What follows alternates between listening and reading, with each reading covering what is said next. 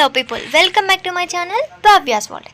And ఈరోజు vlog వచ్చేసి బల్కంపేట్ ఎల్లమ్మ తల్లి గుడి గురించి ఇప్పుడు నేను మీకు చూపించబోతున్నాను అనమాట. సో నేను హైదరాబాద్కి వెళ్ళాను అమ్మవారిని దర్శించుకోవాలి అని ఎప్పటి నుంచో అనుకుంటున్నాను. సో నేను ఎప్పుడు టీవీలో చూడడమే, రంగం కానీ అమ్మవారి బోనాలు చేస్తున్నప్పుడు కానీ టీవీలో లైవ్ చూడడమే తప్పించి నేను ఎప్పుడూ ఆ అమ్మవారి గుడికి అయితే వెళ్ళలేదు. సో నేను ఆషాఢంలో అమ్మవారి దర్శనం అయితే చేసుకున్నాను అనమాట. సో నేను ఎప్పుడు విన్నా కానీ ఆ అమ్మవారి గుడిలో చాలామంది రష్ ఉంటారు, జనాలు వస్తూ ఉంటారు, భక్తులు బోనాలు సమర్పిస్తూనే ఉంటారని నేను విన్నాను.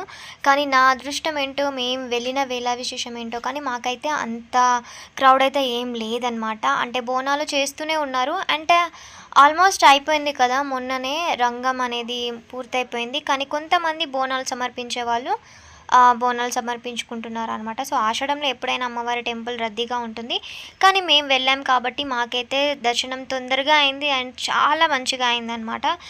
చాలా రోజుల నుంచి అనుకుంటున్నాను, సో వెళ్ళాలి అమ్మవారి టెంపుల్కి, ఎప్పుడు వెళ్తానని.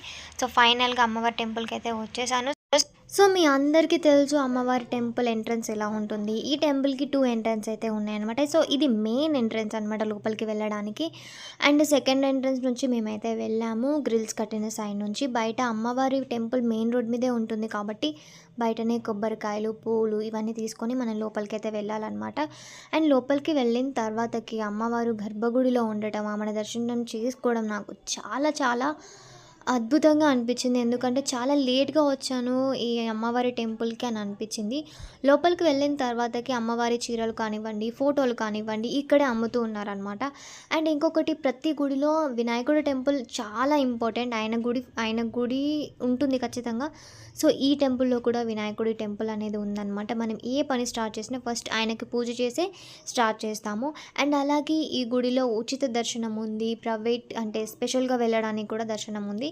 అండ్ ప్రతి శుక్రవారం శ్రావణంలో ఇక్కడికి వచ్చి దీపారాధన చేస్తారు, ముడుపులు కడతారు, ఆమెను దర్శనం చేసుకుంటారు అనమాట.